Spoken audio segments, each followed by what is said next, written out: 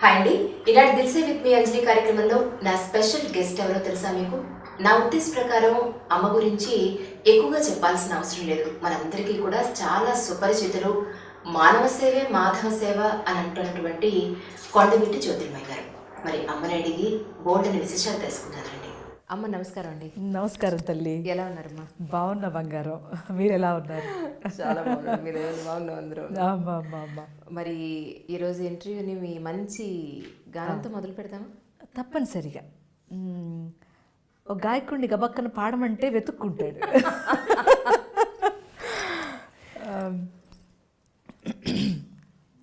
నారాయణ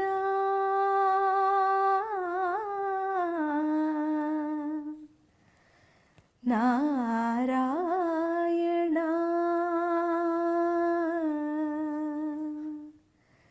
నారాయణ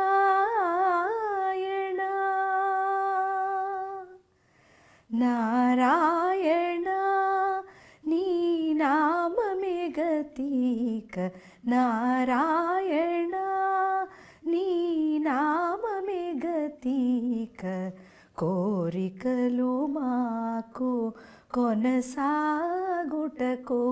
నారాయణ నీ నామమే గతీక కోరికలు మాకు కొనసాగుటకు నారాయణ నారాయణ నారాయణ నారాయణ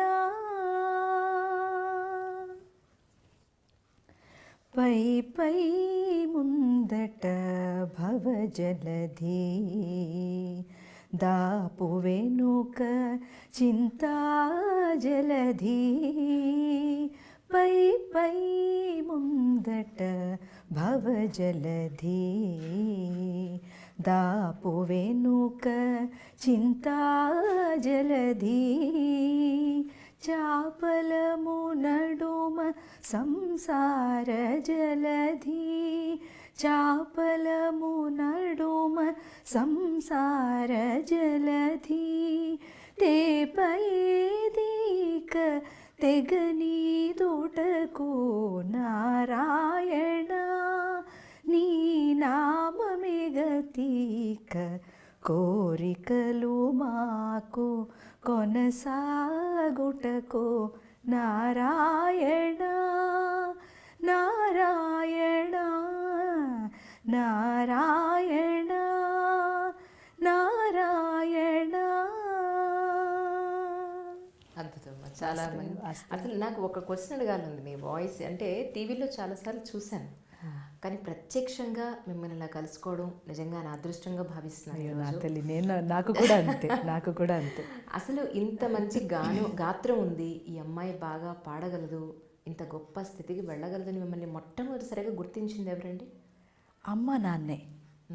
అంటే స్థితికి వెళ్తుందని కాదు, ఇంట్లో ఏదో ఒక మంచి సంప్రదాయం ఉండాలి, పిల్లలకి అది నేర్పాలి అనే ఒక తాపత్రయం నాన్నకి అమ్మకి ఉండేది. అమ్మ చాలా ఆధ్యాత్మంగా ఉండేది, నాన్న కొంచెం అటు ఇటు ఉండేవారు. ఉన్నప్పటికీ కూడా ఇంట్లో ఏదో ఒక కళ ఉండాలి. అది మా తాతగారి దగ్గర నుంచి వచ్చింది. మా తాతగారు భజనలకు మృదంగం వాయించేవారట.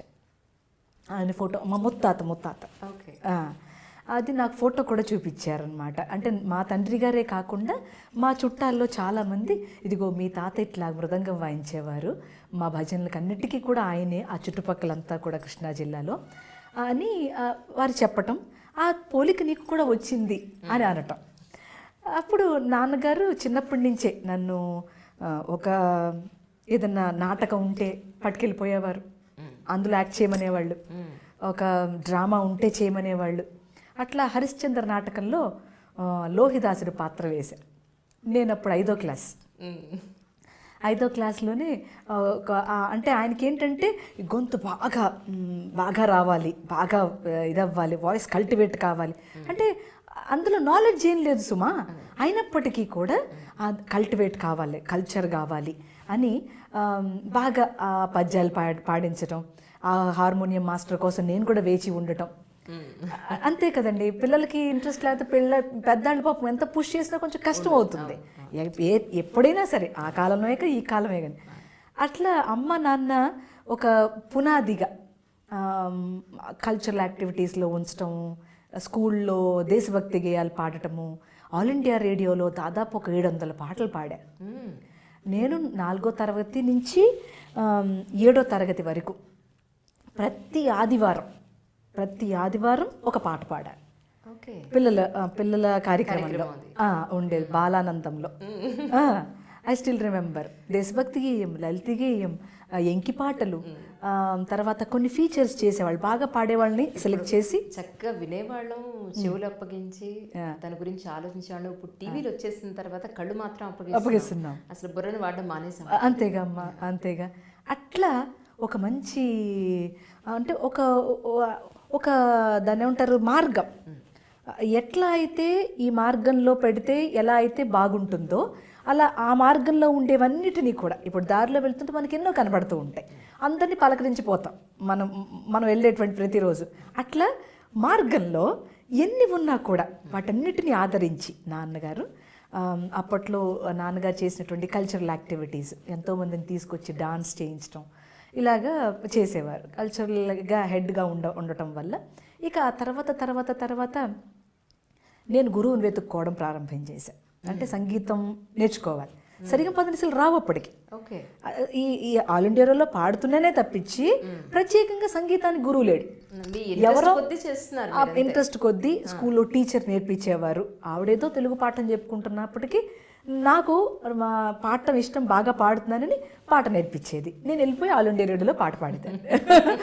ఇట్లా పాడుతూ గురువుని సంగీతం పరంగా కొంతమందిని వెతుక్కోవడం, కొద్ది రోజులు వానాకాలం చదువులాగా ఆగిపోవటం, మళ్ళీ ఇంకో గురువుని వెతుక్కోవటం, మళ్ళీ అక్కడ ఆగిపోవటం. అట్లా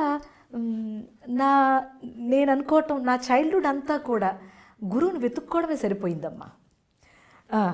క్లాసికల్ సంగీతం నేర్చుకోవటానికి, శాస్త్రం నేర్చుకోవటానికి గురువుని వెతుక్కోవడమే సరిపోయింది. వరవీణ మృదుపాణి వరకు వచ్చేది, మళ్ళీ ఇంకో టీచర్, మళ్ళీ వరవీణ మృదుపాణి. ఇక అమ్మను గొడవ పెట్టేదని అనమాట. అమ్మ మళ్ళీ అదే పాఠం చెప్తున్నారమ్మా అని. అమ్మో అట్లా అనకూడదు, గురువులను అట్లా అనకూడదు, తప్పు, శ్రద్ధగా వారు ఏది చెప్తే అదే పాఠం మనకి అని ఆవిడనేది. అంటే మనకు తప్పు ఒప్పు తెలియదుగా, ఇంక ఇదే పాఠం కావాలని పాడుకోవడం. ఇంకా ఏదైనా ఒక పాట వస్తే, అప్పటి రోజుల్లో కొన్ని రికార్డ్స్ వచ్చేవి, వెంకటేశ్వర స్వామి మీద పాటలు వచ్చేవి, కొండల్లో నెలకొన్న అప్పుడే వచ్చింది. ఇలా అవన్నీ వినడం, అలా ప్రాక్టీస్ చేసుకోవడం, పాడుకోవడం. ఓ టేప్ రికార్డర్ కొనమంటే కూడా అప్పట్లో బహు కష్టం. టేప్ రికార్డర్ కొనమని వెనకాల పడేవాళ్ళం. రేడియోలో పొద్దున్నే పూట వచ్చేది, 8 నుంచి 9:30 వరకు శాస్త్రీయ సంగీతం వచ్చేది. కంపల్సరీగా అది వినడం. అలా ఇంకా సంగీతం అంటే ఒక ఆపేక్ష అన్నమాట. అది పాడేయాలి ఏదైనా సరే, అది సరిగమే కాదు, ఏదైనా సరే వెంటనే దాన్ని ప్రొడ్యూస్ చేసేసేయాలి. అట్లా గురువుని వెతుక్కోవడం, కొంత నేర్చుకోవటం. కొంత రోజులు పోయిన తర్వాత ఆ గురువులందరూ, అంటే విశాఖపట్నంలో నా స్కూలింగ్ అంతా. ఆ తర్వాత కొద్ది రోజులు అమ్మమ్మ వాళ్ళ దగ్గర తణుకులో ఉన్నాను. అక్కడ కొద్ది రోజులు ఒక మంచి గురువు దొరికారు, మళ్ళీ అక్కడ సంగీతం. అక్కడ అయిపోయిన తర్వాత నేను తిరుపతి వచ్చాను. ఇంటర్మీడియట్ సెకండ్ ఇయర్కి తిరుపతి వచ్చాను. నాన్నగారికి ట్రాన్స్ఫర్ మీద అక్కడ పనిచేసేవారు, అక్కడికి వచ్చారు. అక్కడికి వచ్చిన తర్వాత మ్యూజిక్ నేర్చుకుంటున్నా, ఈ ఇంటర్మీడియట్ చేస్తూనే నేర్చుకుంటున్నా. ఒక టీచర్ వచ్చేవారు, చెప్పేవారు. అటు తర్వాత ప్రత్యేకంగా ఇది మ్యూజిక్కే ఉన్నది, మ్యూజిక్కే నేర్చుకోనేటువంటి ఒక కాలేజ్ ఉన్నది అనగానే గంతేసాను అనమాట. ఈ వద్దు, ఈ ఇంటర్మీడియట్ వద్దు, ఏం వద్దు అన్నట్టుగా. సరే ఇంటర్మీడియట్ అయిపోయిన తర్వాత మ్యూజిక్ కాలేజ్లో జాయిన్ అయ్యి 3 సంవత్సరాలు సంగీతం చేసి, మళ్ళీ 2 సంవత్సరాలు మళ్ళీ చేసి, ఇవన్నీ చేసే క్రమంలో కొన్ని మంచి మెమరీస్ కూడా ఉన్నాయి. అందమైన మెమరీస్ అనమాట. స్నేహితులతో ఒక సాంగత్యము, వాళ్ళందరూ నా దగ్గరకు వచ్చి లలిత సంగీతం నేర్చుకోవటము, ఏదైనా కొంచెం వాళ్ళకి శాస్త్రం వస్తే వాళ్ళు నాకు నేర్పటం, ఇట్లా కొంత పరస్పరత్వం ఉండేదమ్మా. ఇప్పుడు మనకు అది కనిపించట్లా. అది అంటే కోఆపరేషన్ లేకుండా కాంపిటీషన్ అయిపోయింది. ఎవడికి వాడే ఉండాలని తప్పించి అందరం వెళ్ళాలి అనే దృక్పథం పోయింది, కష్టం అవుతుంది, కొంతమందికే అది ఉంటుంది.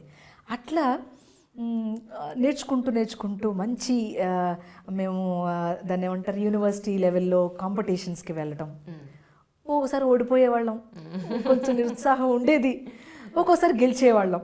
అంటే మనం స్కిట్లు, మైమ్లు, అదంటే క్లాసికల్ సంగీతం, లలిత సంగీతం అన్నీ పార్టిసిపేట్ చేస్తాం కదా, ఏదో ఒకటి వచ్చేది. సో తృప్తి పడిపోయేవాళ్ళం, అయ్యి వచ్చింది కదా అని.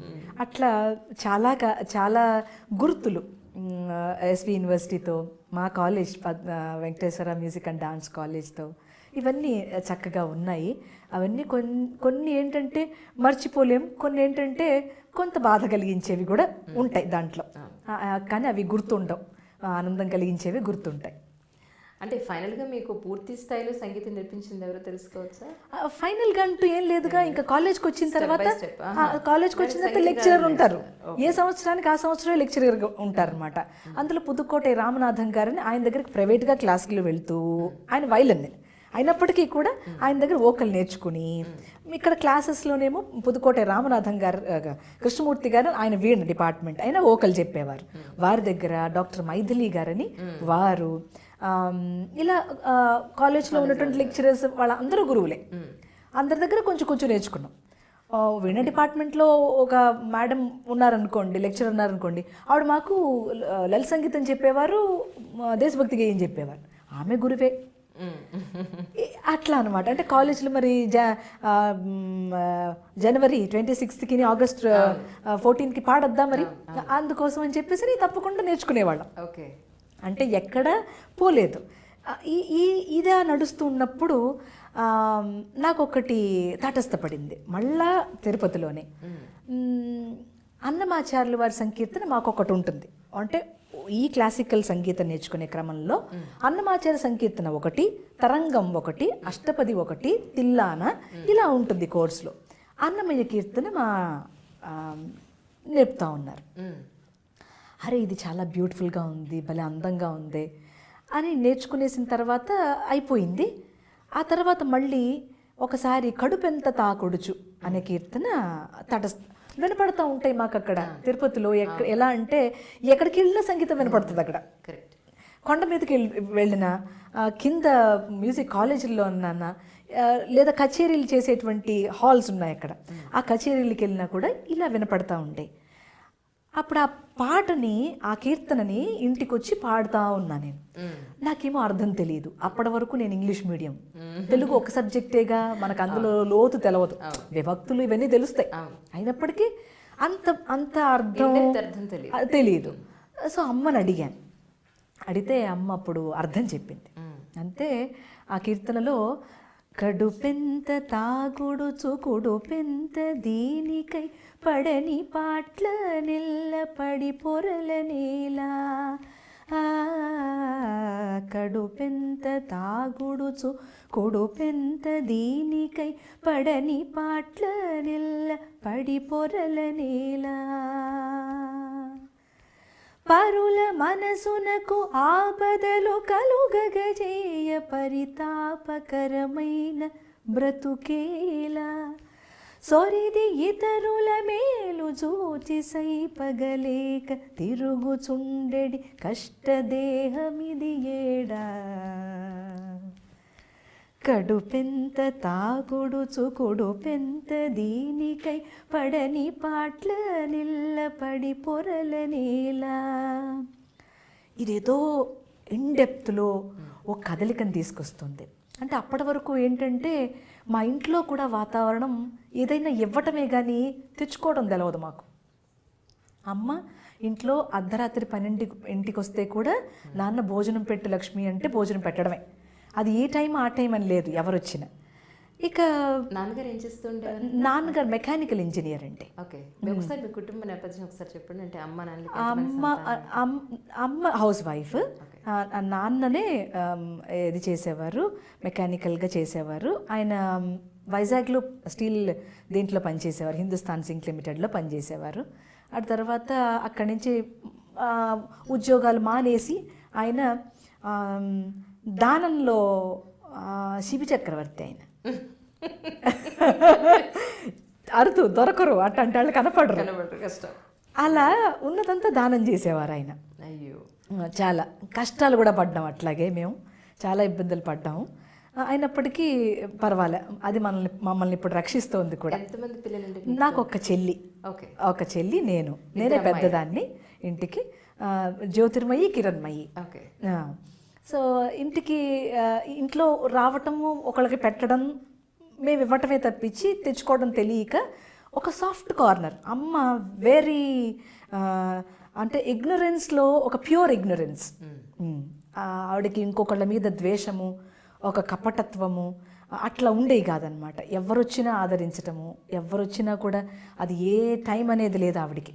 అట్లా ఆవిడ కొన్ని సాఫ్ట్ కార్నర్స్ మాకు వచ్చేసినాయి. అట్లాగే నాన్న కూడా అలాగే ఉండేవారు. అంటే మీ సిస్టర్ కూడా మీలానే? లేదండి, డాన్స్ చేస్తుంది, బాగానే పాడుతుంది, బట్ ప్రొఫెషనల్గా ఏమి ఇంకా మళ్ళీ తనేమి నేర్చుకోలేదు. తన కంప్యూటర్ సైడ్ వెళ్ళిపోవడం జరిగింది. ఇట్లా సాఫ్ట్ కార్నర్ అంటే అమ్మ నాన్న కూడా చాలా ప్రేమతో ఉండేవారు అందరి పట్ల. అది మాకు కూడా అలాగే వచ్చేసింది తప్పించి దాన్ని స్ట్రీట్ స్మార్ట్నెస్ అంటారే పిల్లలకి, ఐ లివ్ అనమాట. మాకు దెబ్బలు తింటమే కానీ కొట్టి రావటం తెలియదు మాకు. అట్లా కొంతకాలం జరిగింది. నేను సంగీతం నేర్చుకోవటానికి ఉన్నటువంటి గురువులు వాళ్ళ దగ్గరికి నేను వెళ్ళటం, సంగీతం నేర్చుకోవటం. ఇక 5 ఏళ్ల సంగీతం శిక్షణ అయిపోయిన తర్వాత అన్నమాచార్య ప్రాజెక్ట్లో ఈ కీర్తనని అంటే అది రికార్డ్స్లో విని అమ్మని అడగ్గా అమ్మ దాని అర్థం చెప్పింది. చాలా ఆనందం కలిగింది. దీంట్లో ఒక ప్రత్యేకమైన శిక్షణని ఇస్తారట అని తెలిసింది. మరి ఎందుకు చేయకూడదు?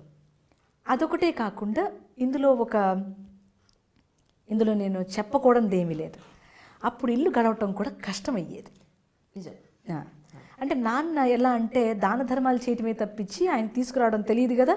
ఇంకా పోషణ అంతా కూడా మేమే చేయవలసి వచ్చేది. ఆడపిల్లం మేమే కష్టపడాల్సి వచ్చేది. అంటే మేము బాగా డబ్బులు చూసామమ్మా, ఏమీ లేకుండా ఉన్నది కూడా చూసాం.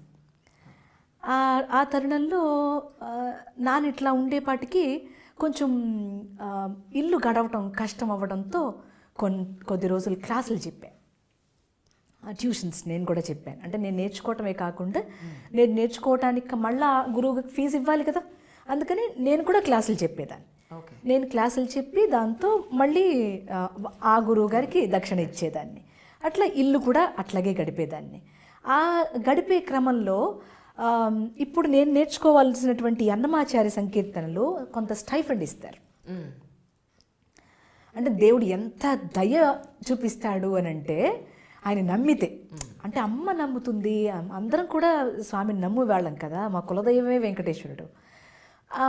ఆ క్రమంలో ఇలా ఈ కష్టమైనటువంటి రోజులు నడుస్తున్న క్రమంలో ఈ సంకీర్తన నేర్చుకుంటే 700 రూపాయలు స్టైఫండ్ ఇస్తారు.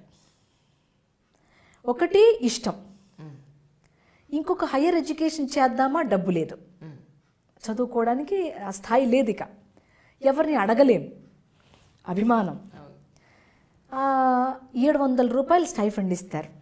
సరే నాకు ఇష్టమైనది, అలాగే నాకెంతో కొంత దీంతో ఒక సహాయం వస్తుంది అని చెప్పని ఆ 2 ఏళ్ల పాటు సంకీర్తనని నేర్చుకున్నా.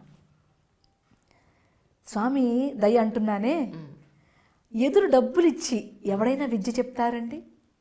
ఎక్కడైనా జరుగుద్దా? అదే పాట అండి మీరు పాట నేర్చుకోవడం కాదు, నేను సంకీర్తన నేర్చుకునే క్రమం చెప్తున్నా మీకు. ఆ సంకీర్తన అర్థం చెప్పేశారు అమ్మ, అయిపోయింది. అప్పుడు నాకు ఒక గురి కుదిరింది, ఇక్కడ ఈ సంకీర్తన నేర్చుకోవాలి. అన్ని కోఇన్సిడెన్స్ అనమాట, అన్నీ ఒకేసారి అట్లా అనమాట వచ్చేసాయి. అన్నమాచార్య సంకీర్తన శిక్షణ చేస్తారట, ప్రాజెక్ట్లో ఉంది. మరి దానికి క్వాలిఫికేషన్ సంగీతం, శాస్త్రీయ సంగీతం వచ్చి ఉండాలి. అప్పుడు మనం ఫస్ట్ క్లాస్లో పాస్ అయ్యి ఉన్నాంలేండి.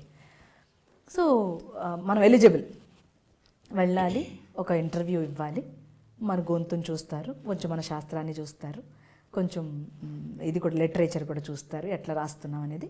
పరీక్ష పెట్టారు, పాస్ అయ్యాము, ఇంకా తీసుకున్నారు. అది చెప్తున్నా. అంటే ఎదురిచ్చి స్వామి వెంకటేశ్వరుడు నాకు సంకీర్తన నేర్పాడమ్మా. అప్పుడు అందరికంటే అంటే అందరూ అట్లాగే నేర్చుకుంటారు. బ్యాచ్లో 10 మంది ఉంటే 10 మంది అట్లాగే నేర్చుకుంటారు. కానీ అది కొంతమందికే ఆ గాయత్రి మోగుద్ది. ఇంతే చేస్తే ఎట్లా? ఈ సంకీర్తనని నేను ఈ కొద్దిపాటిగా అందరూ చేసినట్లే పాడుతున్నట్లే పాడితే నథింగ్. దీనికి ఏదో ఉండాలి. ఆ క్రమంలో పెళ్ళి కావడం, వివాహం అయిపోవడం. మా వారు విజయవాడ నివాసి. పెళ్ళి అయిన వెంటనే మేము హైదరాబాద్ రావటం. హైదరాబాద్ వచ్చిన ఒక సంవత్సరానికి ట్రస్ట్ని ఓపెన్ చేయటం. ఓపెన్ చేసిన అనంతరం ఒక్కొక్క కార్యక్రమాన్ని చేపట్టడం మొదలుపెట్టాం. దట్స్ అ బ్యూటిఫుల్ బ్లెండ్ అనమాట. నేను చేసిన అనేక కార్యక్రమాలు అంటే ఏం చెయ్యాలి, ఈ కీర్తనని ఇంకొకళ్ళకి అందచేయటానికి ఏం చెయ్యాలి అనే క్రమంలో చాలా థాట్స్ వచ్చేవి. అంటే అన్నమాచారి కీర్తన అంటే రికార్డులోనే వినాలా, అట్లా కాకుండా ఇంకేదైనా చేయొచ్చా, ఇలాగా ఎన్నో ఇన్నోవేషన్స్ అనమాట, ఆలోచనలు, వాటిని పెట్టడం, సొసైటీ మీద పెట్టడం. ఈ పెళ్ళి, పిల్లలు, ఇంట్లో పని, ఈ బాధ్యతల్లో మీకు ఎప్పుడు ప్రాక్టీస్ చేయడం కుదిరేది? అసలు ఈ గాత్రాన్ని ఇలా ఉంచాలంటే ఎంతో కొంత సాధన కావాలి కదా. దానికి కారణం మళ్ళీ నేను పెళ్ళి వచ్చిన తర్వాత మా అత్తమావలండి. మంచి ప్రశ్న అడిగారు తమరు. వచ్చిన తర్వాత కూడా నా ఇంట్రెస్ట్ని ఎక్కడా తగ్గించలే. నన్ను వివాహం చేసుకోవడంలో కూడా ఒక కండిషన్, నేను ఈ సంకీర్తన పాడితేనే నేను వివాహం చేసుకుంటా, లేకపోతే వద్దు, వివాహమే వద్దు, నాకు పెళ్లితో సంబంధం లేదు, ఇట్లా ఉండిపోతా అని కూడా వాళ్ళకి ఒక క్లారిటీ చెప్పాను. లేదు కండిషన్ పెట్టానండి. అప్లై. అప్పుడు వారికి కూడా, అంటే మా అత్తమామలకి కూడా ఇంతే ఇంట్రెస్ట్. సంగీతం అన్నా, సాహిత్యం అన్నా, కళ, డాన్స్ అన్నా ఇంతే శ్రద్ధ వాళ్ళకి కూడా. కాబట్టి వాళ్ళకి అందులో ఒక రుచి ఏమండి తెలుసు కనుక నన్ను ప్రోత్సహించడం జరిగింది. అందుకు ఇంకా పెళ్ళైన తర్వాత అత్తయ్యే అన్నీ తీసుకునేవారు బాధ్యత. మా పిల్లల పెంపకం, నా 2 కూతుళ్ళ పెంపకం కూడా ఆవిడే చేశారు పూర్తిగా. ఎందుకంటే ఆవిడ ఎలా పెంచారనంటే, మా పిల్లలకి ఇప్పుడు నేను లేకపోయినా పర్వాలే, వాళ్ళ నాయనమ్మ ఉంటే చాలు. మీ బిజీలో స్కెడ్యూల్లో మీరు కదా, అట్లా అంతటి ఇంటిమేసీ ఆవిడతోనే ఎక్కువ మాట్లాడతారు. ఇప్పుడు కూడా నా పిల్లలు వచ్చారనుకోండి, అట్లా చూస్తారు. నేను ఏదైనా ఇంటర్వ్యూ ఇట్లా జరుగుతూ ఉంటే అట్లా కళ్ళు అప్పగించి చూస్తారు. ఏమ్మా అని అడుగుతా. ఇప్పుడు లోపలికి వచ్చింది, వచ్చి ఏమ్మా అన్న, నువ్వు ఉండవు కదా రోజు, నాకు రోజు ఇట్లాగే ఉంటుంది అని చెప్తే నవ్వుతుంది.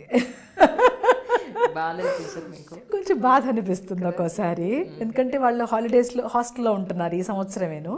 కాబట్టి హాలిడేస్కి వచ్చినప్పుడల్లా కొంచెం బాధ అనిపిస్తుంది. బట్ ఎక్కడో చోట మరి మనం తప్పదు, కొంచెం త్యాగం చేయవలసి ఉంది.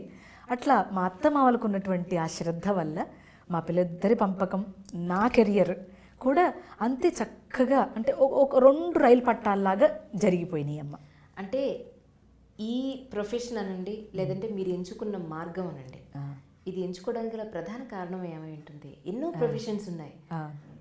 ఇది ఒక హాబీగా పెట్టుకుని ఉండొచ్చు, లేదు అని అంటే ఇది ఒక వ్యాపారంలానా పెట్టుకుని ఉండొచ్చు. మీరు అటు లేరు, ఇటు లేరు, ఇందులోనే బతుకుతున్నారు, దీన్నే తాగుతున్నారు, దీన్నే తింటున్నారు, ఇదే జీవితం అనుకుంటున్నారు. ఇది ఇప్పుడు ఎన్నాళ్ళైందమ్మా మీరు ఈ దారి వెతుక్కుని? ఇది 20 ఏళ్ళ ఈ మార్గం అమ్మ. నేను చిన్నప్పటి నుంచి పాడుతున్నా కూడా, నేను వివాహం అయిన అనంతరం చెప్తున్నా. ఇది 20 ఏళ్ళ ప్రయాణం. ఈ ప్రయాణంలో మంచి చూసా, చెడు చూసా. ఇలాగే చెయ్యాలి అనేటువంటి ఎందుకు వచ్చింది? ఒకటి, చిన్నప్పటి నుంచి పాడటం ఒకటి కారణం. ఇంకొకటి, అన్నమాచార్యుల వారి సంకీర్తన నేర్చుకునేటువంటి తరుణంలో తెలియకుండానే, అంత మునుపేంటి సంగీతం ఇష్టం అంతవరకే, ఇప్పుడు ఇష్టం పోయింది. ఇప్పుడు ఇష్టం మాత్రమే కాదు, దాంట్లో ఏదో ఉంది. అప్పుడు హృదయం లోపల నుంచి ప్రాక్టీస్ చేస్తున్నప్పుడు లోపల నుంచి ఒక మాట వినిపిస్తూ ఉండేది. అంటే పడుకున్నా లేదా పని చేస్తూ ఉన్నా ఒక మాట అయితే వినపడుతూ ఉండేది. ఐ డోంట్ నో ఆ మాట ఏంటో నాకు తెలియదు ఇప్పటికీ. పాడుతూ ఉండు అని ఎవరు అంటున్నారో అర్థం కాదు, ఇప్పటికీ అర్థం కాదు నాకు. పాడుతూ ఉండు అంటూ ఉంటారు, అంతే. అది చెప్తూ ఉంటుంది మనస్సు. నేను అనుకుంటా ఏమో ఇదే ఆయన చెప్తూ ఉన్నటువంటి మెసేజ్ మాట ఏమో నాకు ఇచ్చేటువంటి ఒక డ్యూటీ ఏమో, కాబట్టి పాడాలి కాబోలు అంతే, పాడాలి కాబోలు అంతే. ఆ తర్వాత అంటే ఎప్పుడైతే మన జీవితంలోకి పరమ గురువులు వస్తారో అప్పుడు మనకు దీని యొక్క పారమార్థం అర్థం అవుతూ పోతుంది. అంతవరకు అర్థం కాదమ్మా. అంతవరకు ఏంటంటే ఇది మనకి ఇష్టం చేసాం, ఇది ప్రొఫెషన్గా తీసుకున్నాం చేసాం, ఇట్లాగే ఉంటుంది. ఎవరికైనా సరే చెప్తున్నా, నాకే కాదు ఎవరికైనా, ఒక పరమ గురువు గనక మీ జీవితంలోకి వస్తే మీ జీవితంలో మీరు చేసే ప్రొఫెషనే దృక్పథమే వేరే ఉంటుంది. అట్లా నాకు 1 సంవత్సరం పాటు తపన, అంటే ఈ పనులన్నీ చేసేస్తున్నా. అన్నమాచార్య సంకీర్తన జైల్లో చెప్పేసా, అన్నమాచార్య సంకీర్తన స్ట్రీట్ చిల్డ్రన్కి నేర్పా, పెద్దవాళ్ళకి నేర్పా, ప్రతి జిల్లాలోనూ క్యాంపులు కండక్ట్ చేస్తూ చెప్తూ ఉన్నా, ఇప్పటికీ చెప్తున్నా. మే నెలలో అన్నీ చేస్తున్నా, కానీ ఏదో ఒక వెలితి నాకు అర్థం కావట్లా. ఆ వెలితి ఏంటో, ఎట్లా తెలుసుకోవాలి, ఏం తెలుసుకోవాలి, ఇదే తెలుసుకుంటే సంకీర్తన కాదే, ఇంతకంటే వేరేదో ఉంది ఇందులో అని. అప్పుడు సంకీర్తన పాడుతుంటే అమ్మ చెప్పిన అర్థం సమన్వయం చేసుకోవటం, అన్వయం చేసుకోవటం, పాడుకోవటం, దాన్ని ఇండివిజువల్గా సాధన చేసేటప్పుడు దాన్ని పెట్టడం. ఆ మాట చెప్పారు, ఆ మాట ఇక అట్టగే ఉండాలి. అమ్మ చెప్పింది తాంబూలం ఇస్తే చెడిపోయిన పువ్వు పండు ఇవ్వకూడదు అని చెప్పింది అనుకోండి, ఇక అంతే, అది ప్రింట్ అయిపోతుంది. అట్ట ఇవ్వకూడదు అంతే. ఈ వస్తువుని ఇట్లా పెట్టకూడదు, అమ్మ చాట బోర్లీస్ పెట్టకూడదు అని అంటే ఇక అది అట్లా రిజిస్టర్ అయిపోద్ది. ఎందుకు ఏంటి అనే ప్రశ్న లేదు. ఇప్పుడు పిల్లలు అలా ఎందుకు పెట్టకూడదు, ఇలా ఎందుకు చేయకూడదు అంటే ఈ తల్లిదండ్రులు అబ్బో నా కొడుకు చాలా తెలివైనడు అనుకుంటున్నారు. వాళ్ళకి ఫ్యూచర్ ఉండదండి, వాళ్ళ ఫ్యూచర్ చాలా కష్టతరంగా ఉంటుంది. అట్లా కాదు, వాళ్ళు ఏదో ఒక వెనకాల ఏదో ఒక ఆలోచనతో దీన్ని చెప్తారు. అది ఎప్పటికో ఉపయోగం వస్తుంది తప్పించి అప్పటికి రాదు అది. అలా సంకీర్తన పాడుతూ ఉన్న తరుణంలో ఇంతవరకే అయితే పుస్తకంలో నాకు రోజు చెప్తూ ఉన్నారు అర్థం. ఇందరికీ అంటే మనందరికీ అభయంబు ఆయన ఇచ్చేటువంటి వరదహస్తము, కటిహస్తము, ఇలా మనం పుస్తకంలో రాసుకునే అర్థాలు వెళ్ళచ్చు. ఇంతవరకైతే అన్నమాచార్య కీర్తన కాదు. ఆయనని విగ్రహంగా పెట్టుకుని ఒక అన్నమాచార్య ప్రాజెక్టుగా దీన్ని డెవలప్ చేస్తూ ఎంతోమందికి శిక్షణనిస్తూ మళ్ళీ నేను కూడా మళ్ళీ ఈ కీర్తన పాడుతూ చాలామందికి చెప్తూ వివరంగా చెప్తూ ఇది కాదే, దీంట్లో ఇంకా ఏదో అంతర్యం ఉంది, మన జీవితానికి ఏదో సాధన చేయాల్సినటువంటి లోపల సంఘర్షణలు ఉన్నాయి, దాన్ని మనం బయటికి తెలియాలంటే అంత నాలెడ్జ్ లేదు. ఎవరు గురువు లేరు ఆ తరుణంలో. ఎవరు చెప్పడానికి, ఊరికే పైపైన అర్థాలు చెప్పానుక పుస్తకంలో అర్థాలు, డిక్షనరీలో అర్థాలు చెప్తారు, ఎవరైనా చెప్తారు. నాకు ఇది కాదు అని అనిపించేది. ఇది అర్థాలు కాదు, ఈ అర్థాలు తెలుసుకోవడానికే ఇది కాదు అని అనిపించి 1 సంవత్సరం పాటు మదన ఎవరి దగ్గరికన్నా వెళ్ళి సంగీతం నేర్చుకుందామా మళ్ళీ నేర్చుకున్నా సరిపోలేదు. అట్లా సరిపోలే. అంటే నేను సంగీతంలో తక్కువై ఉన్నానా లేదా ఆ విషయం తెలుసుకోవడంలో తక్కువై ఉన్నానా తెలియడల్లా నాకు. ఒక డైలమా అన్నమాట, ఒక ఘర్షణ అలా జరుగుతున్న తరుణంలో ఎందుకో తెలీదు, ఎట్లనో తెలియదు, ఒక ఆయన డోర్ నాక్ చేశారు. ఒక వన్ ఫైన్ డే నాక్ చేసి వచ్చారు. అమ్మ నిన్ను చూడాలని వచ్చాను. మీరు ఇప్పుడు వచ్చే ముందే ఫోన్ విన్నారే అట్ట మాదిరే. ఓకే. ఒక ఆయన వచ్చారు, ట్యాప్ చేసి నేను నిన్ను చూడాలని చాలా కాలంగా అనుకుంటున్నానమ్మా, నీతో మాట్లాడాలి నేను అని అన్నారు. నేను మాట్లాడేంత గొప్పది పనులు ఏం చేసేసాను గనక. ఆయన చాలా పెద్ద ఆయన వయసులో. అయ్యా అట్లాగే రండి అని చెప్పని ఆయన్ని కూర్చోపెట్టా. ఈలోపు అంతకు మునుపు ఏం చేశాను, ఆయన రావడానికి ముందుగా కాల్ చేశారు కదా, నేను అన్నాను అయ్యా మీరు 10 గంటలకి రండి అని చెప్పానన్నా. ఆయన 9ంటికి వచ్చేసారు. ఓకే. 9ంటికి వచ్చి ట్యాప్ నాక్ చేస్తున్నారు. అయ్యో అప్పుడే వచ్చేసినట్టున్నారే ఈయన. అంటే నేను భోజనం చేయాలని నా తాపత్రయం ఆయనకి, అది ఇంకా అవ్వలా. అరే ఈయన వచ్చేసారే అని అనుకుంటూ తలుపు తీసా. అయ్యా రండి కూర్చున్నారు, మాట్లాడుతూ ఉన్నారు. మాట్లాడుతూ ఒక గొప్ప మార్గాన్ని చెప్పారు. అదే ఎక్కిరాల కృష్ణమాచార్యులు గారి మార్గం. ఆ పరమ గురువు ఆయన రూపంలో రావటం. అందుకే ఎప్పుడు అంటూ ఉంటా నేను, ఎవరి ద్వారా మనకి ఎవరు వస్తారో తెలియదు, దాన్ని గుర్తుపట్టాలి. ఆ గుర్తుపట్టే క్రమం అది కూడా పరమాత్మ ఇస్తాడమ్మ. మళ్ళీ మంది కాదు, మళ్ళీ ఆ శక్తి కూడా మంది కాదు. అట్లా ఆయన గురించి చెప్పడం ప్రారంభం చేశారు. ఆయన ఎవరో నాకు తెలియదు, కానీ ఈయన చెప్తుంటే చాలా ఆనందంగా ఉంది. మీకెవరు చెప్పారు అని అడిగా. ఆయన రామాయణం చెప్పారు నాకు. ఆయన అనేక విషయాలు, మంచి విషయాలు చెప్పారు. ఈ సంకీర్తనలో కూడా చాలా మంచి విషయాలు నాకు చెప్పారు. ఇందులో ఈ యోగం ఉన్నది, ఇందులో ఇది ఆయన ఉద్దేశం. అప్పుడు నాకు అందింది, ఓ గురువులు పంపించారన్నమాట. ఆయన ఎవరో మీకు తెలియదు, వచ్చారు. వచ్చారు. వచ్చి ఆయన అనేక విషయాలు చెప్తూ ఉన్నారు. సంకీర్తనలో మంచి విషయాలు చెప్తున్నారు, లోతైన విషయాలు చెప్తున్నారు.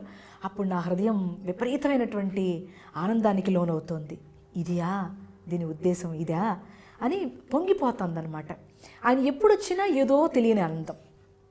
అప్పుడు అన్నాను, నాన్న మీరు నాకెందుకు, నేను ఆయన్ని నాన్న అని పిలుస్తా, ఆయనకి చాలా ఇష్టం నేను నాన్న అనే పిలవాలి ఆయన్ని, అట్లాగే పిలిపించుకుంటారు. సరే అట్లాగే పిలుస్తూ ఉంటే నేను అప్పుడు అన్నాను అనమాట, నాన్న మీరెందుకు నాకు గురువుగా ఉండకూడదు, మీరే నా గురువు కదా అన్నా. కాదు, నీ గురువు ఎక్కిరాల కృష్ణమాచార్యులు గారు, ఆయన పంపితేనే నేను వచ్చా.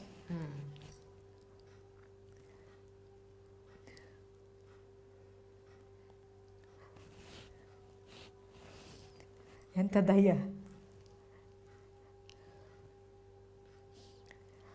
ఆయన ఇప్పటి వరకు నేను చేసే ఈ సాధనలో ప్రతి నిమిషం నన్ను నేను చెక్ చేసుకుంటూ ఉంటా, ఎక్కడ నేను పొరపాటు పడుతున్నానేమో. ఇప్పటికీ వస్తూ ఉంటారండి?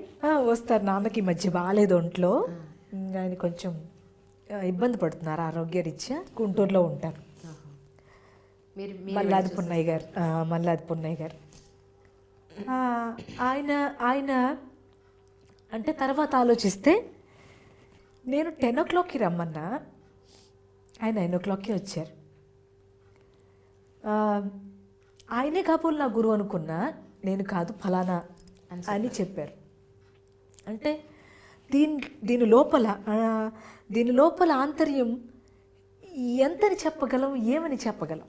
దీని అనుభవం లేకుండా మీకు ఏది అవసరమో తెలుసుకొని మీకోసం ఒక మనిషి వచ్చి మీకు ఒక మార్గం చూపించడం అంటే అట్లా ఆయన అట్లా దయ చూపిస్తాడనేది కూడా ఇప్పుడు తెలుస్తుంది.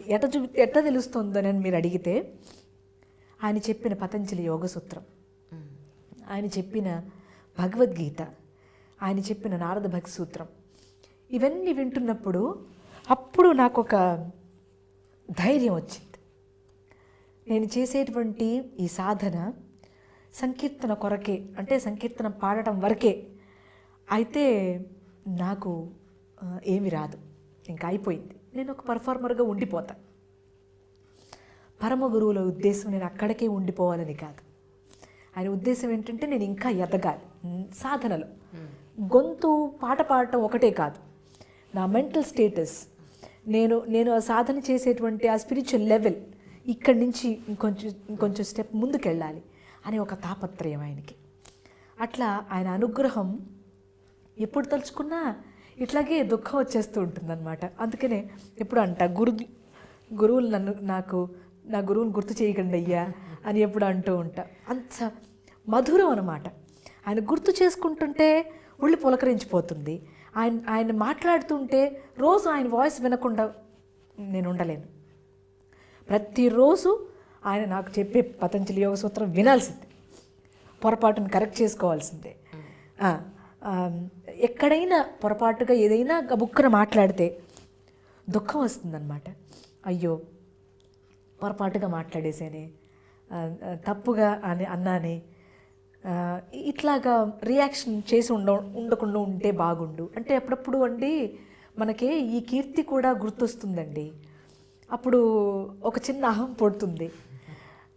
అప్పుడు గబక్కన ఏదైనా ఒక మాట అనేస్తాం.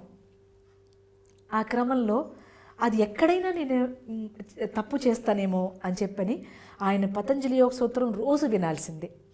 ఇల్లు తుడుస్తూనైనా వింటా, ఏ వంట చేస్తూనైనా వింటా, ఎట్లయినా సరే ఆ మాటలు నా చెవిని పడాల్సిందే. పొరపాటు ఎక్కడ పడకూడదు. నేను మాట్లాడిన, నేను ప్రవర్తించిన, నేను ఏదైనా ఇతరులకు చేసిన, నో ఎక్స్పెక్టేషన్స్, అలా చేయకూడదు అనే ఒక ఆ దృక్పథం నుంచి పక్కకు రాకూడదు, ఆ ప్రాక్టీస్ నుంచి పక్కకు రాకూడదు అని ఒక తాపత్రయం అమ్మ. అందుకని ఇప్పటికీ కూడా నేను ప్రాక్టీసే చేస్తానని చెప్తా, కానీ నేను ఎవరికి గురువు అని చెప్పను. అది ఎందుకనో తెలియదు, అది ఎందుకు అలాగా వచ్చేసిందో తెలియదు. గురు కొండవీటి జ్యోతిర్మయ్య అనేస్తారు. అట్లా అనకండి అయ్యా, నేను ఎవరికి గురువు అని చెప్పుకోలేదు, ఏనాడు చెప్పుకోలేదు. నేను ఎవరు పిలవరు కూడా నన్ను అట్లాగా. ఒకవేళ వచ్చి పిలిచిన వాళ్ళు ఎవరన్నా ఉంటే నా దగ్గర సంగీతం నేర్చుకునే వాళ్ళు అంటారేమో తప్ప జనరల్గా ఎవరు అనరు. అట్లా అనమాకండి అని చెప్పి అంటూ ఉంటా. ఎందుకునో మరి అట్లాగా మాధ్యమాల్లో కూడా కొంచెం అప్పుడప్పుడు అలా అంటూ ఉంటారు. ఒక్కొక్కసారి చెప్తా, ఒక్కొక్కసారి ఇంక చెప్పలేక వదిలేస్తా. అమ్మ, ఈ దారి ఎంచుకుని 20 సంవత్సరాలు అయిందన్నారు. నిజంగా మనస్ఫూర్తిగా చెప్పండి, ఈ దారి ఎంచుకున్నందుకు ఎందుకు ఎంచుకున్నానా, ఇది కాకుండా ఉంటే బాగుండేదేమో, చిన్న అసంతృప్తి ఏం రాలేదు మీకు? పరమాత్మకు ఎప్పుడు కృతజ్ఞతతో.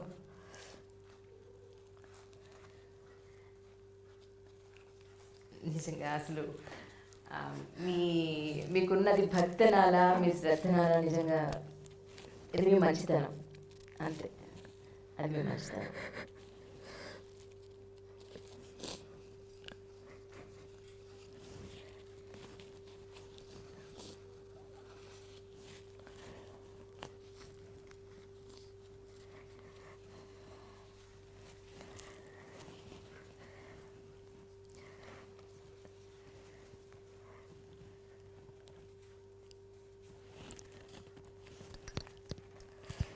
ఆయనకి ఎప్పుడు కృతజ్ఞతతోనే ఉంటా.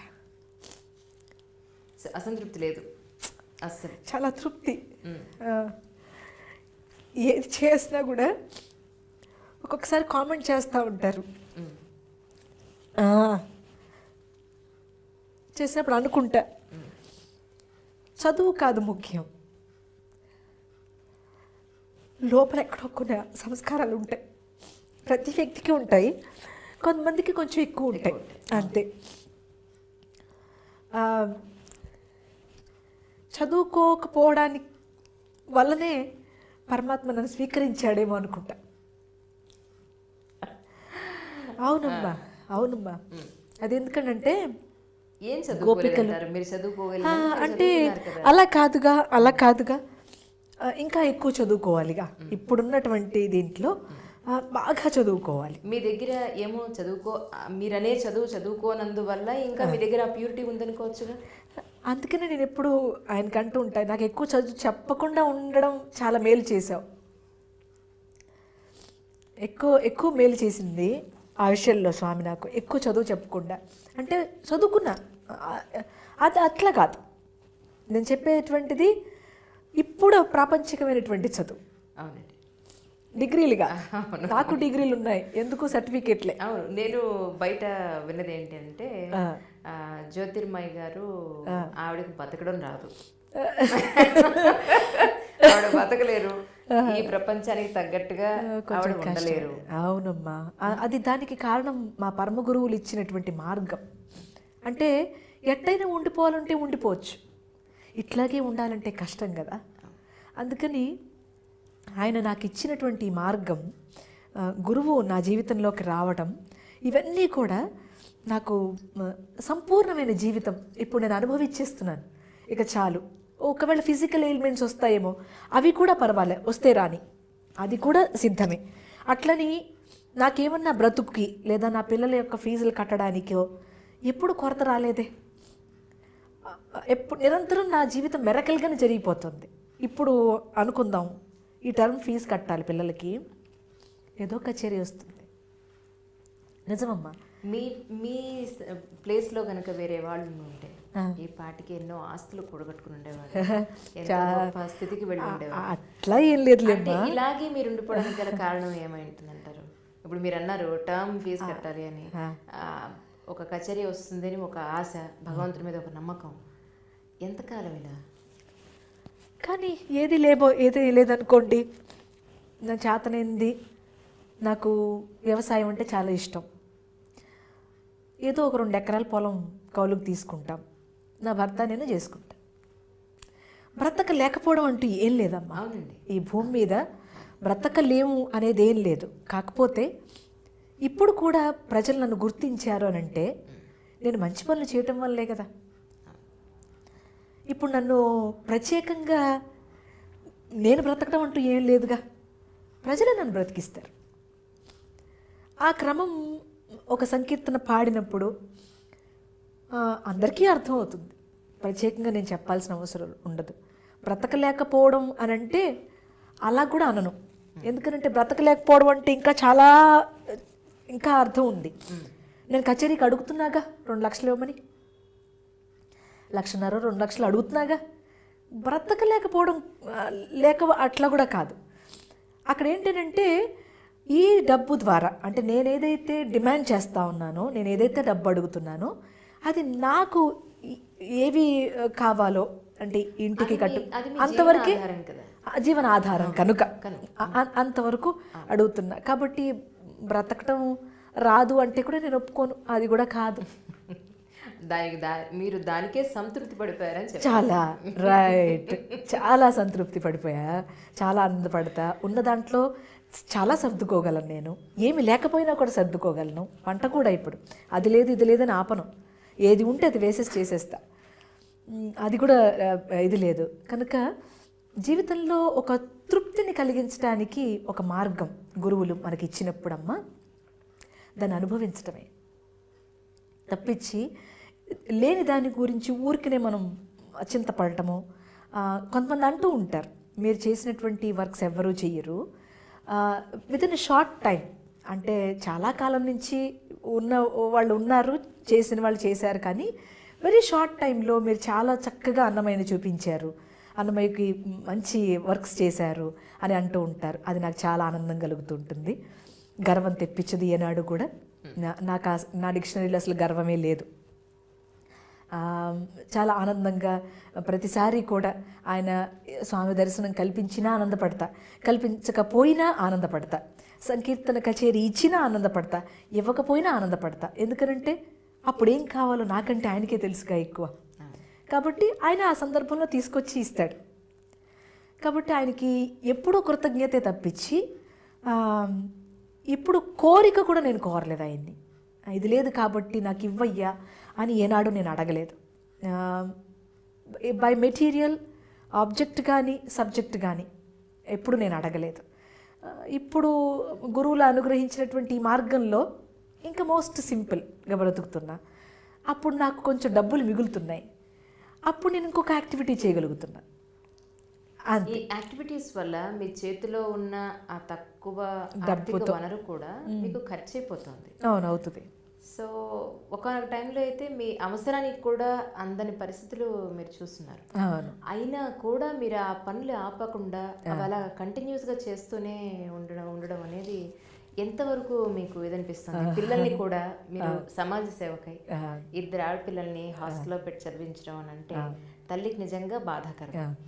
ఎందుకు అంటే ఒకసారి ఆలోచించారా, పిల్లల్ని కూడా దూరం చేసే సమాజ సేవకు మాత్రమే ఇలా ఉండడం ఎంతవరకు కరెక్ట్ అనిపిస్తుంది? ఒకటమ్మా, ఇక్కడ నేను దూరం చేయకుండా ఏం చేశానంటే బ్యాలెన్స్ చేశాను. దట్ ఈస్ హౌ నేను చెప్పానే మా గురువులు చెప్పినటువంటి మార్గం. చిన్నతనంలో మంత్స్ బేబీ ఉన్నప్పుడు అమ్మ సాకారు, అత్తయ్య సాకారు.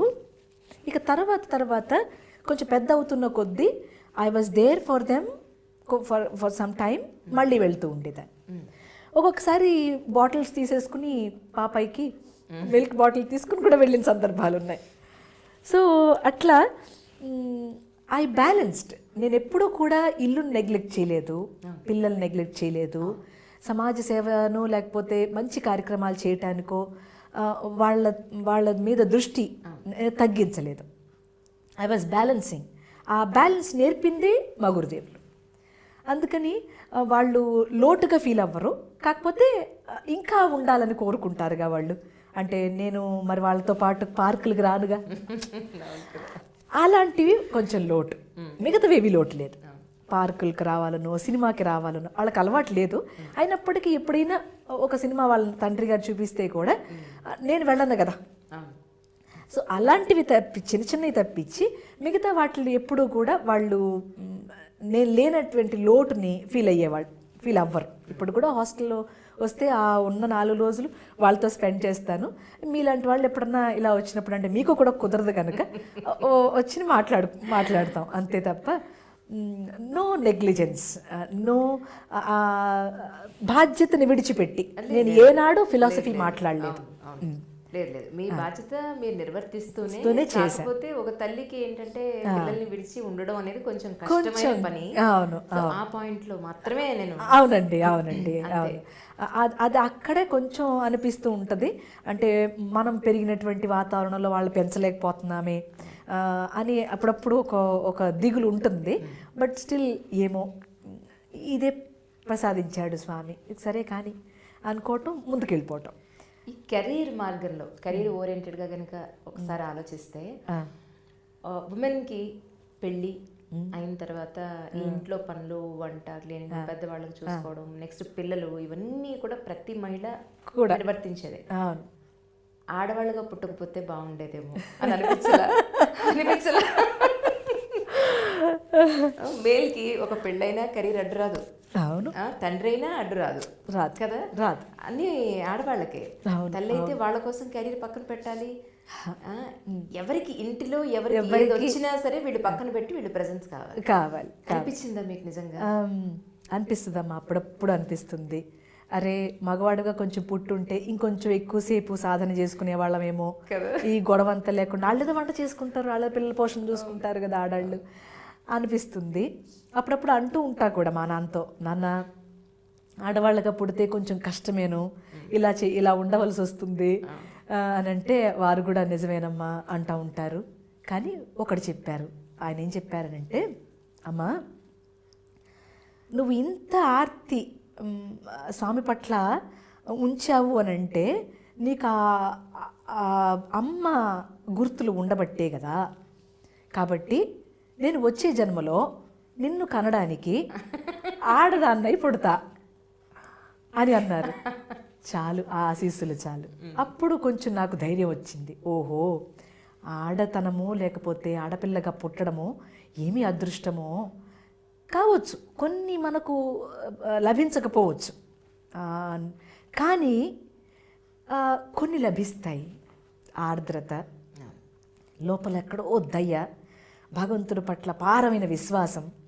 మగవాళ్ళు ఉండవని కాదు, వాళ్ళకి ఉంటాయి. ఇది ఎక్కువ పాళ్ళు అమ్మకే ఉంటాయి. అందుకని మనం అమ్మ ఆరాధనే చేస్తాం ముందుగా ఆయన చేరాలనంటే. సో ఇక్కడ మీరు అన్నది కొంతవరకు రైట్. అలాగే మీరు అటు ఆంధ్రప్రదేశ్ ప్రభుత్వానికి, ఇక్కడ తెలంగాణ గవర్నమెంట్ కూడా మీరు ఒక అర్జీ పెట్టుకున్నారు. ఏం జరిగిందమ్మా? నాకు అనిపిస్తుంది ఏంటి అని అంటే, ఒక మహిళ వల్ల మహిళ పెట్టిన అర్జీ 2 ఎకరాలు భూమి ప్రతి గ్రాడ్యుయేట్కి కావాలని చెప్పి మీరు ఒక అర్జీ పెట్టుకున్నారు. అసలు బుట్ట దాఖలు చేశారంటారా? అది అంటే వీళ్ళకి ఏంటంటే ఉద్యోగం అంటే సాఫ్ట్వేరే కదమ్మా, లేకపోతే పెద్ద పెద్ద టెక్నికల్గా ఏదైనా చేస్తేనే అది ఉద్యోగం. మన పిల్లలకి అంతే, పెద్దవాళ్ళకి అంతే, అందరికీ ఆఫీస్లో కూర్చుంటే ఉద్యోగం అని. అట్లా ఎట్లా అవుతుంది? ఈవిడ ఆఫీస్లో కూర్చుని చేయడానికి ఉద్యోగానికి కావాల్సినటువంటి పోషకం ఎక్కడి నుంచి వస్తుంది? అప్పుడు అది ఉద్యోగం కాదా?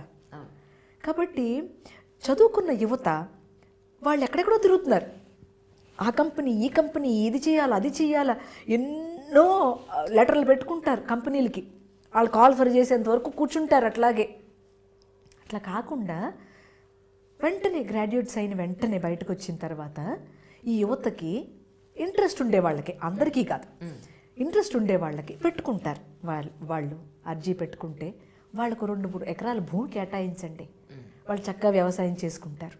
పోనీ ఎడ్యుకేటెడ్స్ కనుక వ్యవసాయంలో చేస్తే నిజంగా చాలా మంచి మార్పులు వస్తాయి. ఆ వ్యవసాయం ద్వారానమ్మా మనం ఏదైతే భాష, సంస్కారము, సంస్కృతి, పంట, పాడి, వృత్తులు, చేతి వృత్తులు, మాండలికాలు ఎన్ని ఉన్నాయి, ఇవన్నీ పోయినాయిగా మనకు. ఎవరో కొంచెమే అలాగ ఉండిపోయారు తప్పించి ఇక ఎవరు బయట ఇప్పుడు ఆ తరం వెళ్ళిపోతే ఇక లేదమ్మా మనకు. ఇప్పుడు చేసేటువంటి తరం వెళ్ళిపోతే నెక్స్ట్ తరం మళ్ళా ఉండరు. అందుకని నేనేమన్నానంటే ప్రభుత్వాలకు, నాయన అట్ట కాకుండా ఇంట్రెస్ట్ ఉండే యువతకి ఉన్నారు చాలామంది, ఇప్పుడు చేస్తున్న పిల్లలు ఉన్నారు, అట్లాగే రాబోవాలి ఇంకా కూడా. సాఫ్ట్వేర్కి ఎట్ట రావాలో వ్యవసాయానికి అట్టగే రావాలి. అది ఒక మంచి మార్పు. అది మనం అనుకుంటున్నటువంటి ఏ పండగలు వాటి పరమార్థాలు ఉన్నాయో వాటిలోంచి వచ్చినవే. వాటిని అవి లేకపోతే మన పిల్లలకి ఏం చెప్పలేం. అది చెప్పే క్రమం ఒక వ్యవసాయం అనేటువంటి ఒక పెద్ద ప్రొఫెషన్ ఈ దేశంలో. మిగతా దేశాలన్నీ కూడా వ్యవసాయం మన దగ్గర నుంచి నేర్చుకున్నారు. కాబట్టి మనం ఎందుకు దాన్ని పాడు చేస్తున్నాం? అది కూడా ఒక ఉద్యోగమే. అట్లా ఇప్పుడు నేను చెప్తే ఎక్కడికో గంగలో కలిసిపోద్ది. అట్లా కాకుండా ప్రభుత్వమే చెప్తే, నాయనా మీరు ఇవన్నీ ప్రొఫెషన్స్ అనుకుంటున్నారు కాదు, ఇది కూడా ఒక ప్రొఫెషనే, రండి మీరు దీన్ని కూడా టేక్ ఓవర్ చేయండి. ప్రభుత్వం ఇదిగో ఇంట్రెస్టెడ్ పీపుల్కి ఇవ్వాలనుకుంటుంది, పెట్టుకోండి అప్లికేషన్స్, వాళ్ళకి ఇవ్వండి, వ్యవసాయం చేయించండి. అక్కడ ఆ బీడుబడిపోయిన భూములు అంటున్నామే, ఇప్పుడే మరి కొండలను కొట్టేసేసి అపార్ట్మెంట్లు కట్టగలరా మీరు? పండని చోట పండించలేమా ఇదే శ్రమను పెట్టి? అవునా? కాబట్టి మనం ఎక్కడికి వెళ్తున్నాం అనంటే మెటీరియల్స్ అనమాట. ఎంతసేపు మెటీరియల్తో సాంగత్యం చేసేటువంటి ఒక క్రమం ఉందే తప్ప ప్రకృతితో సాంగత్యం చేసే ఒక క్రమం కనపట్ల. అందుకని జాగ్రత్తగా ప్రభుత్వం కూడా ఆలోచించగలిగితే, దీనిపైన దృష్టి పెట్టగలిగితే, రుణమాఫీ లేదా పంట పెట్టేటువంటి క్రమంలో ఏ పంట పెట్టాలో ఇవన్నీ కొంత చేస్తున్నారుగా ప్రభుత్వం. అట్లాగే ఇది కూడా అందులో భాగమే, ఇది కూడా, ఇది వేరే కాదు అని నేను వారికి పెట్టడం జరిగింది. ఏమో వాళ్ళు స్వీకరిస్తారా లేదా అని అంటే ఏమో ఇక మనకు తెలియదు. ఇలా రాసి పెట్టిందో అంటారు. అంతేనమ్మా, వాళ్ళు ఎట్లా చేస్తే అట్ట.